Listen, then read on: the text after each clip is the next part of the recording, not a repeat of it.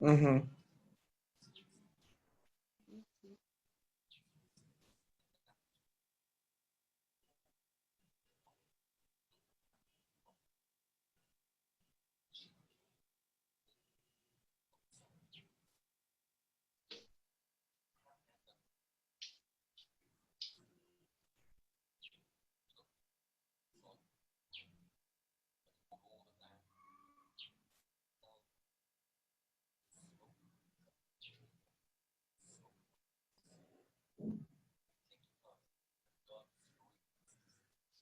Monsieur Mathé, bonsoir.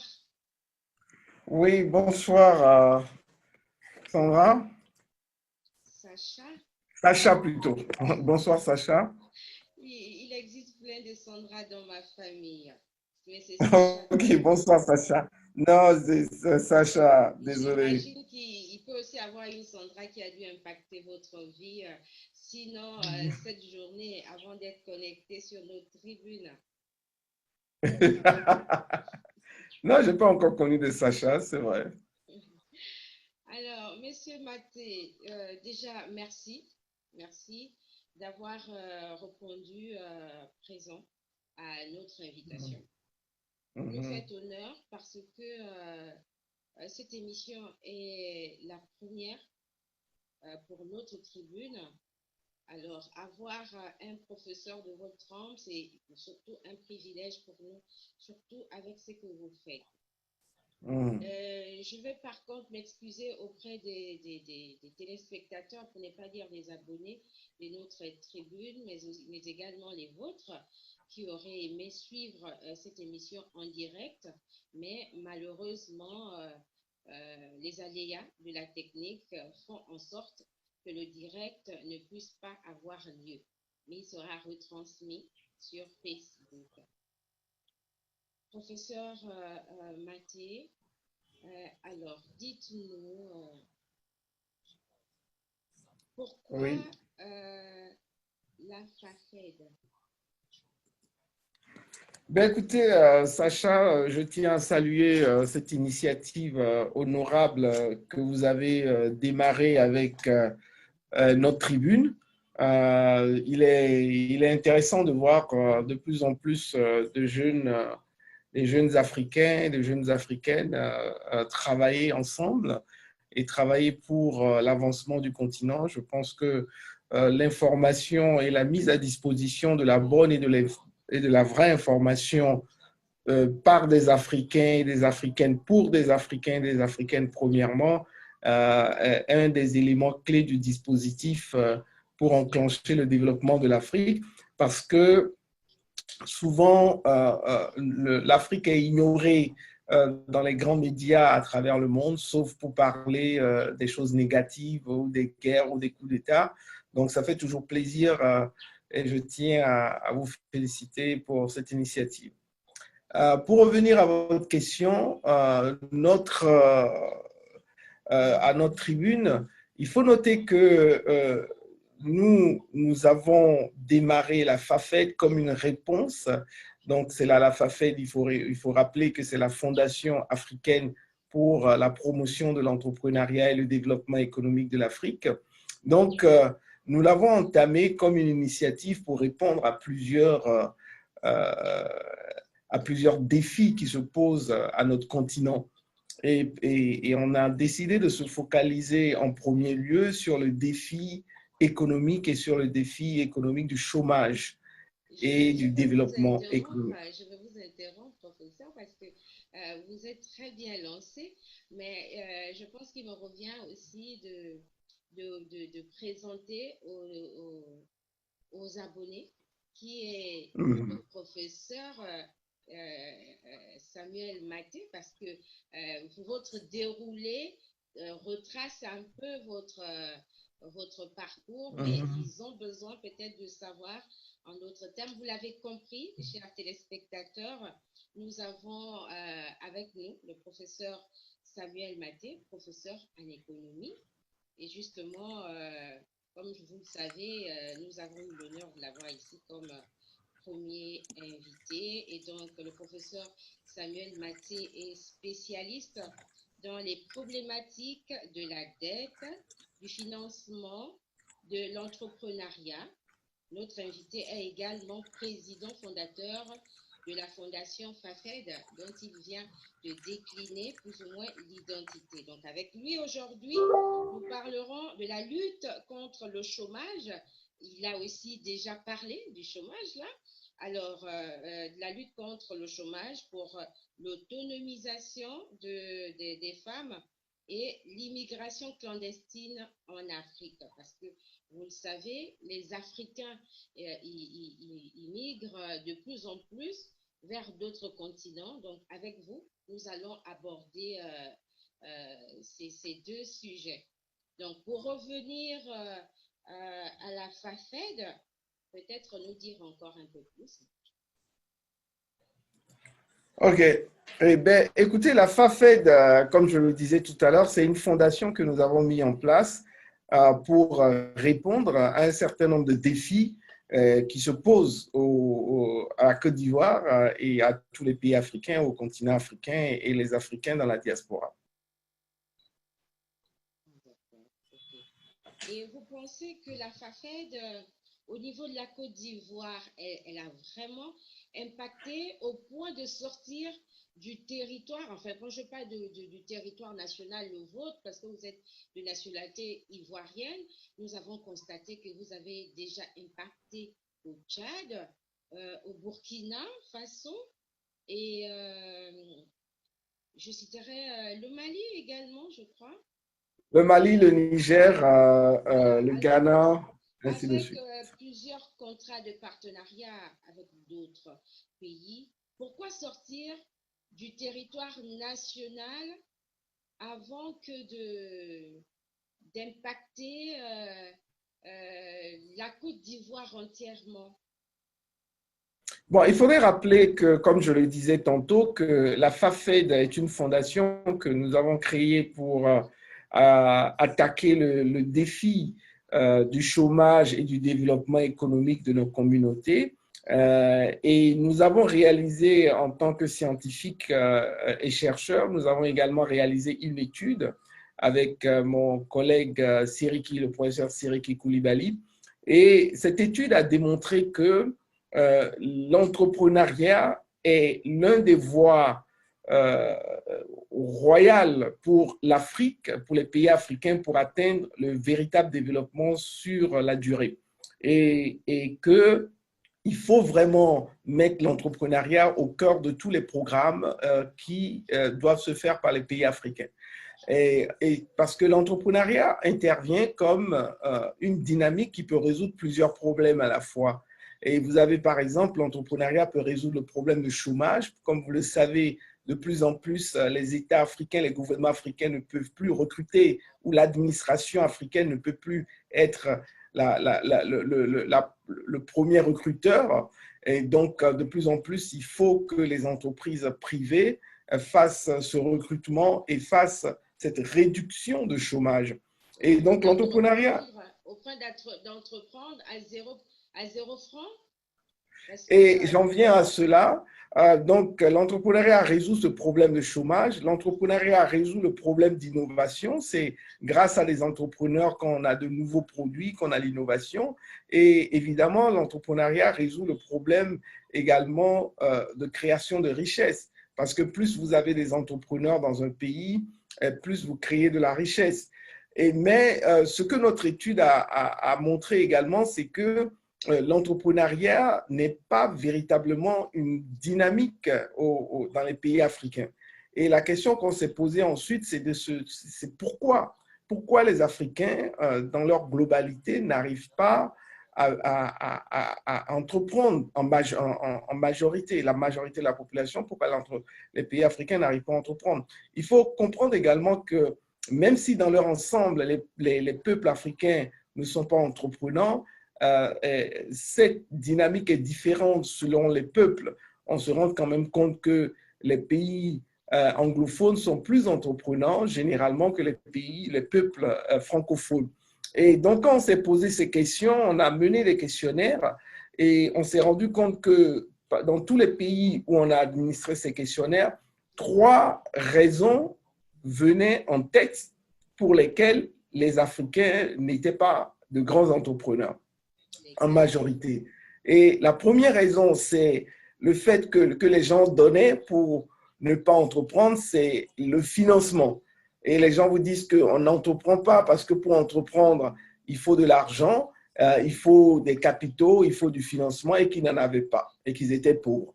La deuxième raison, c'est la fiscalité. Les gens vous disent qu'on n'entreprend pas parce que, et quand on entreprend, il y a les impôts qui vous courent après et finalement, vous ne gagnez rien du tout.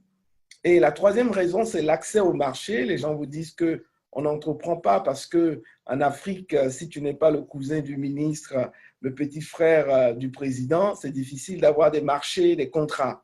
Donc, ça ne sert à rien de créer une entreprise et de ne pas avoir de contrat. Professeur, vous n'êtes pas faire en tort à ce que vous dites, mais vous pensez qu'ils ont tort d'avoir cette lecture-là?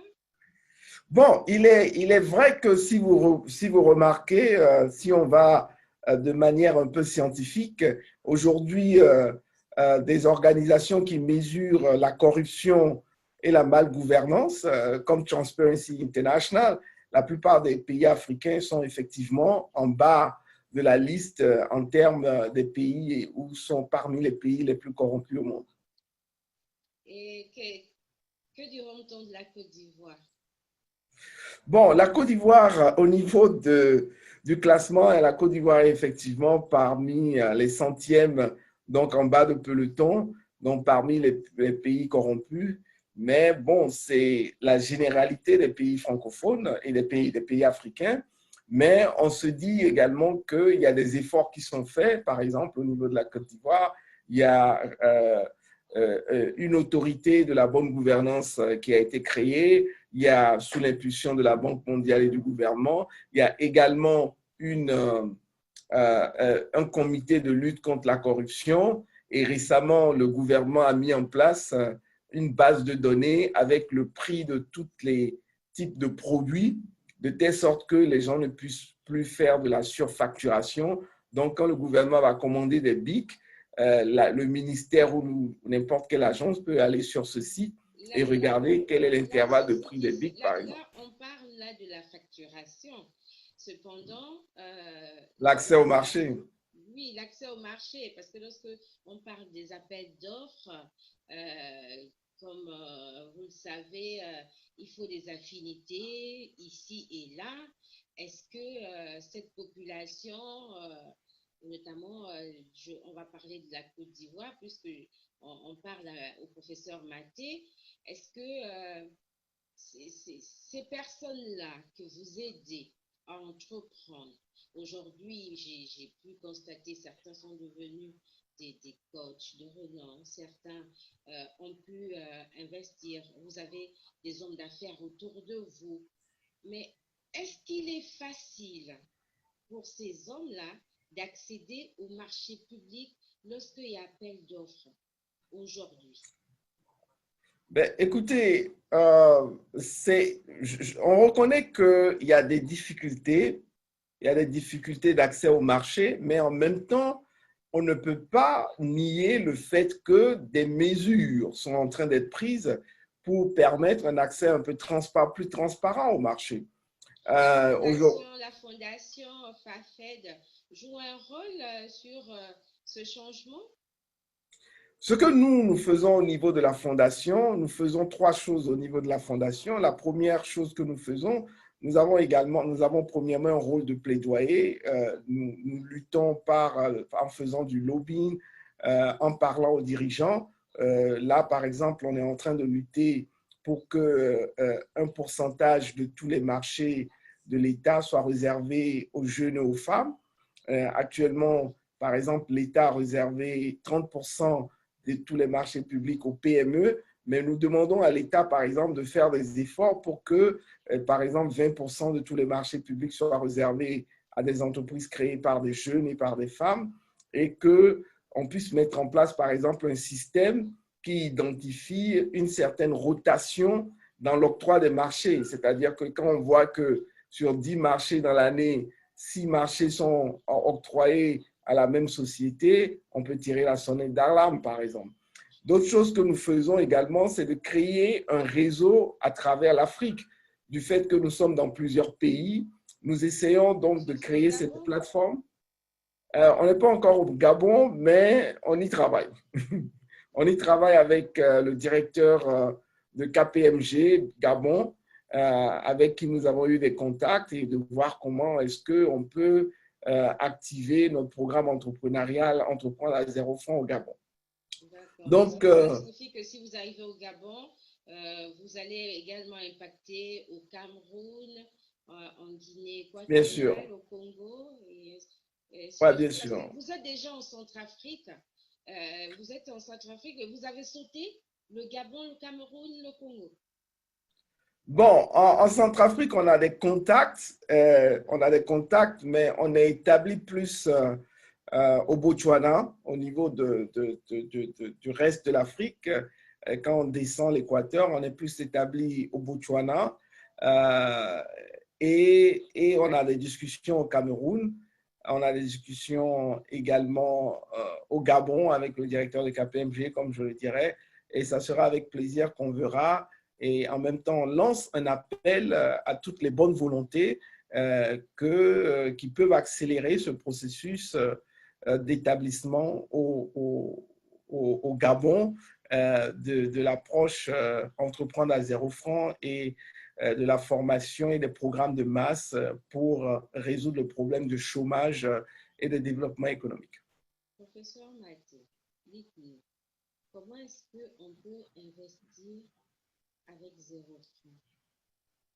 Bon, il faut dire que c'est un thème qui a fait beaucoup de polémiques.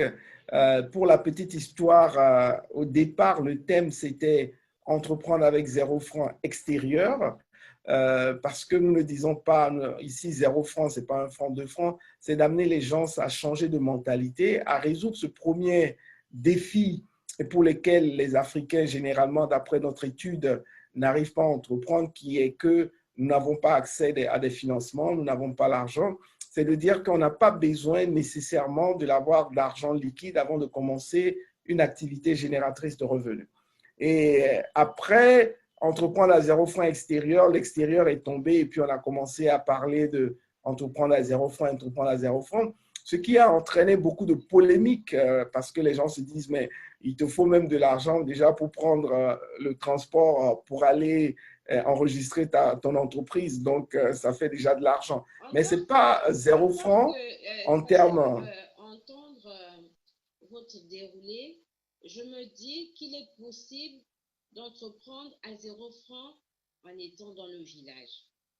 Parce qu'il suffit d'aller faire de quoi planter derrière nos maisons ou en forêt, et après ramener ces éléments au village, vendre au bord de la route.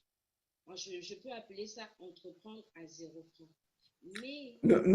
Le thème qu'on a ajouté pour clarifier cela, c'est démarrer son activité avec 0 dette ou commencer son entreprise avec 0 crédit.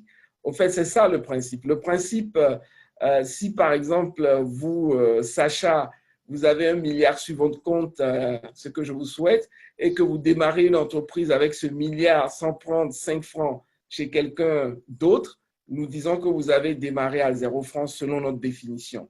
Donc, entreprendre à 0 francs, c'est plus dans le sens de se dire qu'on n'attend pas quelqu'un pour pouvoir démarrer notre entreprise ou notre activité entrepreneuriale.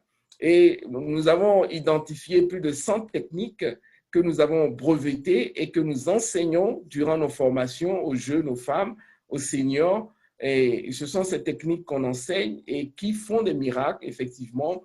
On vient de terminer, par exemple, une formation dans le centre-ouest de la Côte d'Ivoire, dans la région de Bouaké. Et sur 300 femmes qu'on a formées dans les villages, au bout d'une semaine, il y a plus de 180 femmes qui ont démarré des activités elles-mêmes sans avoir reçu un seul franc. Donc c'est véritablement cela qu'on enseigne et qui est le principe, disons, d'entreprendre à partir de 0 francs. C'est parfait.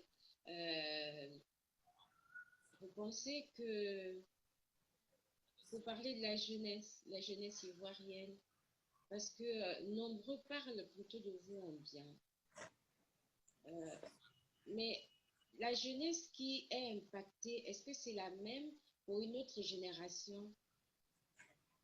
Ben, écoutez, Sacha, il faut comprendre que l'Afrique est le continent le plus jeune au monde et le continent qui se développe, dont la population se développe le plus rapidement, disons la taille de la population. La Côte d'Ivoire, par exemple, a plus de 65% de sa population qui est jeune, qui a moins de 25 ans. Les pays africains ont le taux de fertilité et de natalité les plus élevés au monde.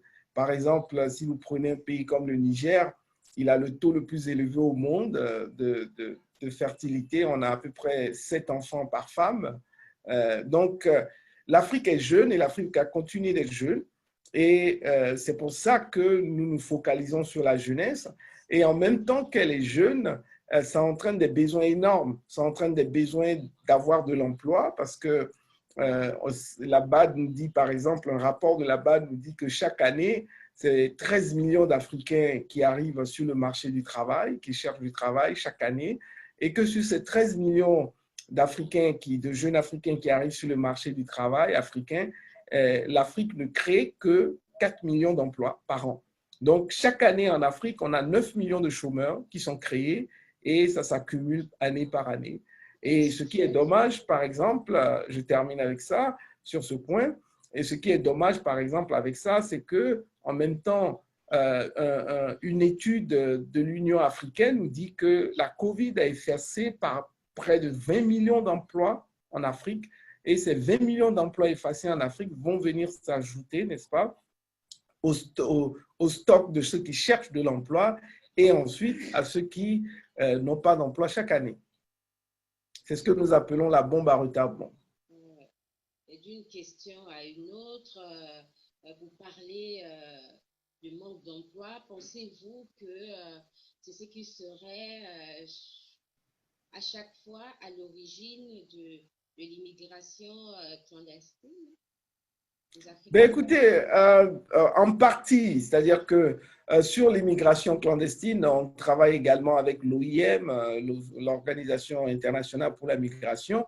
Il faudrait comprendre également que sur l'immigration clandestine des jeunes Africains qui vont mourir en Méditerranée, les causes sont multiples, mais il faut avouer que les causes les plus pertinentes, effectivement, c'est les conditions économiques de ces jeunes. Vous n'allez pas entendre, par exemple, que même si ce pays est éloigné des côtes, qu'un jeune Sud-Africain est parti dans la Méditerranée. Et vous n'allez pas entendre, par exemple, que parmi ceux qui traversent la Méditerranée, que vous avez un jeune Marocain. Ils sont rares. Donc, c'est pour démontrer que, effectivement, ce n'est pas la cause principale, mais c'est une des causes majeures, n'est-ce pas, les conditions économiques dans lesquelles vivent les jeunes Africains qui les amènent à faire ces projets d'immigration risqués, illégaux, vers les pays européens et malheureusement beaucoup en meurent en mer. Nous avons pu constater que la FAFED lutte contre l'immigration clandestine jusqu'à maintenant. Qu'est-ce que vous avez fait pour ces jeunes-là qui mettent leur vie en danger en prenant des moyens de transport? C'est la sensibilisation et leur donner l'opportunité de devenir entrepreneur, d'avoir un emploi. Nous travaillons en étroite collaboration avec l'OIM qui a un programme panafricain aujourd'hui qui permet de rapatrier de la Libye, du Maroc, ces jeunes qui sont rejetés ou qui n'ont pas encore traversé ou qui ont été arrêtés en train de traverser. Donc, l'OIM a un programme pour ramener ces jeunes dans leur pays. Donc, quand ces jeunes sont ramenés, beaucoup repartent parce que, bon, on les ramène, on leur donne 100 euros, 200 euros, mais la situation dans le pays n'a pas changé. La situation de chômage n'a pas changé. Et souvent, certains de ces jeunes, par la honte, sont obligés de se cacher ou de retourner au village. Donc, ce que nous faisons, nous avons un programme avec l'OIM où nous sensibilisons ces jeunes sur les dangers, mais ça ne sert à rien de les sensibiliser si nous n'offrons rien en retour. Parce que, et c'est ce que nous apportons de plus. Donc, récemment, on a eu à former une centaine de jeunes, par exemple, que l'OIM a ramené de la Libye, et nous les avons coachés avec l'approche entreprendre à 0 francs. Et la moitié aujourd'hui, ils ont leur propre activité entrepreneuriale. Certains même ont commencé à recruter d'autres jeunes dans leur petite start-up. Ça, c'est uniquement en Côte d'Ivoire ou On a commencé en Côte d'Ivoire. Des discussions sont en cours pour l'étendre à d'autres pays africains. C'est très bien ce que vous faites parce que Merci, Sacha. Connaissance de l'existence de la Fondation FAFED qui aide beaucoup. Et à l'issue de ça, nous avons entendu parler de vous en bien, ce qui a attiré notre curiosité, au point de vous poser la question de savoir, c'est vrai, on va sortir pour le social, pour parler de la politique. Nous sommes en période d'élection présidentielle, professeur. Vous êtes apprécié en Côte d'Ivoire. Nous savons en Afrique que les populations aiment bien avoir comme patron, comme chef d'État, ces hommes-là qui sont proches du peuple. Pourquoi n'avoir pas présenté votre candidature? Écoutez, il faut comprendre aussi une chose, c'est que nous sommes en politique, c'est un choix, c'est un choix. Vous savez que la politique en Afrique, elle soulève beaucoup de passion. Mon avis personnel est que mon avis personnel est que la politique en Afrique a besoin, est sur sa coupe de maturité. Ça veut dire quoi? Ça veut dire que aujourd'hui, en Afrique, la politique est encore tribaliste, est encore régionaliste, et nous sommes toujours dans l'apprentissage de la démocratie. L'Afrique est toujours dans l'apprentissage de la démocratie. Notre démocratie n'a pas encore atteint une certaine maturité. La Côte d'Ivoire est comment? Oui, la Côte d'Ivoire est dans cette optique. Si vous regardez sur la scène ivoirienne aujourd'hui est caractérisée par 3 personnes, par le président Ouattara, par le président Bédié, par le président Gbagbo, et puis la 4e roue, le Premier ministre Soro Guillaume. Et ce sont des amis. Vous voyez, c'est un problème de personnes parfois. Ce sont des amis, ils se connaissent très bien. Et à un moment, ils ont été alliés, toutes ces personnes. Mais aujourd'hui, à chaque fois qu'un d'entre eux arrive au pouvoir, il fait tout pour pouvoir écarter les 3 autres. Donc, pour moi, il y a une certaine maturité qu'on est en train d'acquérir, et on a encore de longues années devant nous avant d'avoir cette maturité démocratique, comme je l'ai définie. Et la Côte d'Ivoire n'est pas une exception. Dans tous les autres pays, il y a cette avancée démocratique en termes de maturité qui va encore durer des années. Mais déjà, il faut regarder le verre également à moitié plein, non à moitié vide. Il faut regarder ce qui est positif.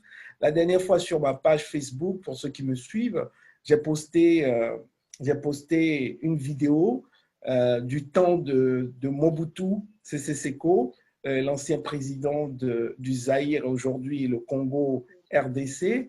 Et dans cette vidéo, il devait faire une réunion et on a demandé à tout le monde de se lever et ils ont commencé à chanter « À toi Mobutu, à toi la vie éternelle, toi Mobutu le créateur de l'univers ». Bon, on a fait ces choses en Afrique. On a dit des choses comme ça à des présidents. On les a élevés au rang de Dieu. Et ouais, donc, et maintenant, aujourd'hui, on a commencé à parler de démocratie et on fait des élections, les gens se présentent aux élections. C'est une grande avancée. Je ne dis pas que c'est parfait, qu'il n'y a pas de problème. Mais comparé à il y a 20 ans, il y a 30 ans, c'est quand même une avancée parce qu'il y a 20, 30 ans, la quasi-totalité des pays africains avaient un seul parti politique. La démocratie n'était pas admise. Mais aujourd'hui, pratiquement dans tous les pays africains, on a plusieurs partis, on a le multipartisme, etc. Encore une fois, je ne dis pas que c'est parfait, mais je dis comparé relativement, il y a 30 ans, c'est une avancée et on a encore de longues années devant nous pour apprendre et mûrir notre démocratie positivement. Et je pense que dans cette dynamique qui va encore pour moi prendre des années avant qu'on arrive à cette maturité démocratique que les Européens et que les Occidentaux ont atteint, où on voit par exemple en Hollande un Premier ministre ou un ministre démissionner parce qu'elle a fait passer l'achat d'un chocolat de 2 euros sur la carte financière de la primature. Donc, on va arriver à ça un jour, mais on a encore de beaux jours devant nous. Et je me dis que, donc, comme on est dans cette période de transition, il y a assez d'acteurs dans la politique. Il faut plutôt descendre sur le terrain pour travailler. C'est pour ça que pour nous, on a fait le choix de se dire que nous serons plus efficaces sur le terrain, en train d'aider la jeunesse, les jeunes, avec des valeurs, avec l'entrepreneuriat pour qu'ils apportent de l'innovation, pour créer des milliers de Bill Gates, des milliers de Zuckerberg pour transformer l'Afrique positivement. Nous pensons que nous serons plus efficaces en faisant cela qu'en nous engageant dans un combat politique au sein d'un parti en train de lutter pour être le nominé ou ceci, etc. Donc, c'est un choix que nous assumons véritablement et que nous voyons les résultats. Nous avons récemment également, au-delà de la FAFED qui fait ce travail, par lequel nous faisons ce travail de lutter contre le chômage par l'entrepreneuriat à 0 francs, nous avons également commencé à publier des livres. En tant que professeur, c'est un devoir. Et le récent livre que nous avons publié, c'est « Et si on repensait l'Afrique ?» Donc, dans ce livre, par exemple, « Et si on repensait l'Afrique », nous avons démontré que l'Afrique a déjà toutes les institutions qu'il faut, les pays africains, mais qu'aujourd'hui, ce dont l'Afrique a besoin pour se développer, pour amorcer un développement durable, c'est le changement de la mentalité des Africains. C'est ce qu'il nous reste. On a les ressources minières, on a du pétrole, on a du cacao, on a tout ce qu'il faut. Aujourd'hui, on a les hommes. Il y a encore 30 ans, c'était difficile de trouver un Africain qui était docteur, qui avait fait Oxford, qui avait fait Harvard, qui avait fait HEC Paris. Mais aujourd'hui, on en a plein. On a également les institutions. Et ce qui manque aujourd'hui à l'Afrique pour devenir développée et de manière durable, c'est que les Africains doivent changer leur mentalité. Et c'est ce travail qu'on a décidé de faire. Et ce livre que je viens de sortir, que vous pourrez trouver sur Amazon, décrit donc 44 valeurs que les Africains doivent adopter, n'est-ce pas, pour ce changement de mentalité. Et nous avons décidé même d'aller plus loin. À partir de novembre, nous allons commencer une tournée à travers tous les pays africains, une tournée qu'on a appelée la tournée Africa 5.0, parce que nous disons que c'est la 5e version de l'Afrique et qui doit être la bonne version. Et donc, Africa 5.0 que nous allons faire en allant de capitale africaine à capitale africaine pour partager ces valeurs, pour partager ce besoin de transformation de mentalité des Africains. Autant d'actions, autant d'innovations, autant de qualités qui font que la population ivoirienne et au-delà des frontières vous apprécie encore plus. Certainement que si cette population s'était levée comme on voit partout en Afrique pour demander à ce que le professeur Maté pose sa candidature, peut-être qu'à cet instant, il aurait revu sa situation parce que là, il s'agit d'une personne individuelle et non du président fondateur de la FAFED. Professeur, si on vous posait la question de savoir quel était votre dernier mot à l'endroit de ces abonnés-là qui nous regardent parce que notre entretien va vers sa fin, votre dernier mot, professeur. Ben écoutez, j'ai un remerciement et puis 3 appels, si vous le permettez, pour en faire le dernier mot. Le remerciement, c'est à vous de cette initiative que vous prenez Je suis toujours charmé, admiratif quand de jeunes femmes prennent ce genre d'initiative.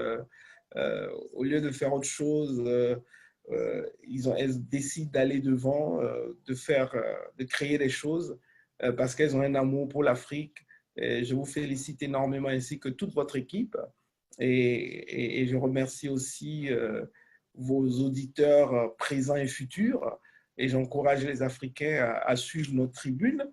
Et mon appel, c'est premièrement pour les dirigeants africains et pour leur dire que aujourd'hui, selon un rapport de la Banque mondiale, les pays africains, les gouvernements africains arrivent à satisfaire à peine 10% du besoin en financement, en accompagnement d'entrepreneurs potentiels en Afrique. Et donc, il est important que, et c'est pareil, hein, c'est pareil aux États-Unis, en France, dans l'Occident, aucun gouvernement dans le monde ne peut dire qu'il satisfait à 100% le besoin en financement des jeunes et des entrepreneurs. Donc, il faut que les dirigeants africains comprennent que les 90% restants, ceux qui vont les aider, ce sont la société civile, les ONG, le secteur privé, etc. Donc, des organisations comme la FAFED ne sont pas des concurrents au gouvernement. Ils ne sont pas là pour nécessairement avec des ambitions politiques. Et souvent, on a cette impression que certains leaders politiques regardent ces ONG, ces organisations comme des rivaux. Et loin de là, c'est un appel à travailler ensemble en collaboration avec les initiatives des privés africains, main dans la main pour lutter contre le chômage, etc. Et mon appel est que les leaders africains nous contactent et nous rejoignent pour qu'on implémente ces programmes d'entreprendre à zéro frein de lutte massive contre le chômage dans les différents pays africains. Et au-delà des leaders, mon deuxième appel, c'est aux jeunes de leur dire que aujourd'hui, n'attendez pas de passer un concours de la fonction publique, n'attendez pas de rentrer dans une multinationale, commencez avec ce que vous avez, commencez votre activité entrepreneuriale, aussi modeste que soit-il, c'est la voie du futur. Les gens que vous admirez aujourd'hui, Bill Gates, Zuckerberg, qui sont multimilliardaires, c'est comme ça qu'ils ont fait, ils ont osé. Et mon dernier appel, enfin, va s'adresser également aux seniors. En Afrique, aujourd'hui, on a perdu une valeur. Dans l'Afrique de l'ancien temps, je suis en train d'écrire un ouvrage là-dessus, les retraités, les vieillards étaient comme une bibliothèque. Ils coachaient et ils encadraient et mentoraient les jeunes pour les guider. Aujourd'hui, les vieillards, on les met au village, personne ne va visiter ses grands-parents. Avant, moi, je me rappelle, mon père exigeait que chaque fin de semaine, on aille au village pour dire bonjour à mes grands-parents. Aujourd'hui, ces pratiques se sont arrêtées et avec un certain type de pasteur aussi, on vous dit que, ah oui, si vous allez au village, c'est des sorciers, il faut éviter d'aller voir la tante au village, le grand-père. Et je pense que c'est mauvais. Il faut vraiment qu'on trouve une solution pour qu'aujourd'hui, nos vieillards, nos retraités reprennent la place qu'ils avaient dans l'Afrique d'avant et qu'ils soient de véritables personnes, de mentors pour les jeunes et de conseillers pour les jeunes. Et voilà mes 3 appels. Merci, professeur Samuel Maté. Chers abonnés, vous l'avez compris, nous avions reçu comme invité, nous avons eu le privilège d'avoir comme invité à notre tribune le professeur Samuel Maté, spécialiste dans les problématiques de la dette, du financement et de l'entrepreneuriat. Notre invité est également le président fondateur de la fondation FAFED. Avec lui, nous avons parlé de la lutte contre le chômage pour l'autonomisation des femmes et l'immigration clandestine en Afrique. Alors, merci de nous avoir suivis. Nous espérons vous avoir pour un prochain numéro en direct. Aujourd'hui, nous avons eu un souci avec la technique. Ce sont des aléas aussi de la technique, sinon d'Internet. Et il fallait rentrer en contact avec le professeur Samuel Maté depuis Abidjan. Notre tribune, elle émet depuis Paris, en France. Et à très bientôt sur nos antennes. Au revoir. Au revoir.